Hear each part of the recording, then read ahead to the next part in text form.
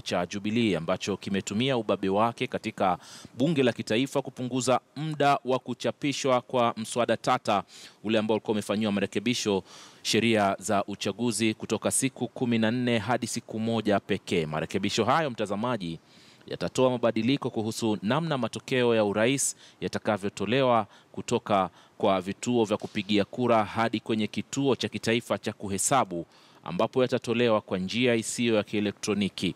Mwanahabari Chris Thairu anaarifu zaidi. Wabunge walikusanyika kwa kikao maalum Alhamisi kuangazia mswada tata kuhusu mabadiliko ya sheria za uchaguzi mwaka 2017 unaotoa fursa ya marekebisho kuhusu namna matokeo uchaguzi wa urais yatakavyotolewa. Mswada huo uliwasilishwa na kiongozi wa wengi kwenye bunge hilo Aden Duale.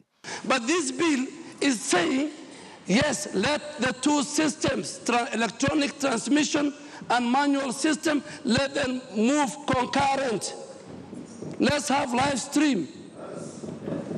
It's saying that ultimately the chair of IBC must receive the 34As and 34Bs physically for him to announce the winner. That's what the bill is saying. Hata hivyo, wabunge wa NASA bungeni walikuwa na makali yao kupinga marekebisho hayo, wakisema yamechangiwa na nia mbaya. There's no way the leader majority can come here, Mr. Speaker, to give a notice of motion to form an ad hoc committee, which is not yet in place, Mr. Speaker, and you go ahead to reduce the publication period from the 14 days to 1 day, Mr. Speaker. This is what we are saying here. These matters ordinarily ought to go before the Justice and Legal Affairs Committee if it is managed in existence. As we stand now, Mr. Speaker, we don't have such a committee. Miongoni mwa marekebisho hayo ni kupunguza mamlaka ya mwenyekiti wa tume ya uchaguzi kwa kuondoa kipengele cha 6 cha sheria ya uchaguzi inayosema kuwa mwenyekiti ni lazima akuwe na uwezo wa kuwa jaji wa mahakama ya juu nchini. Hii itatoa nafasi ya kamishna yeyote kuchukua nafasi hiyo iwapo mwenyekiti hatakuwepo.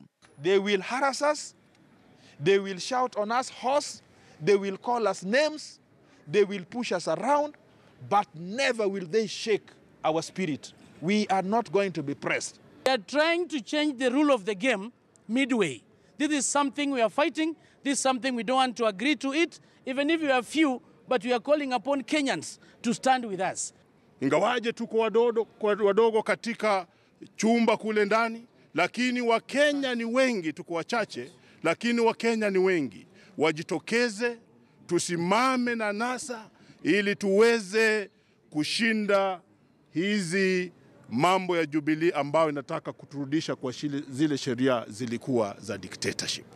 Jubilee ilipata ushindi wa kura 144 dhidi ya wabunge 53 wa mrengo wa NASA. Chris Thairu, KTN leo.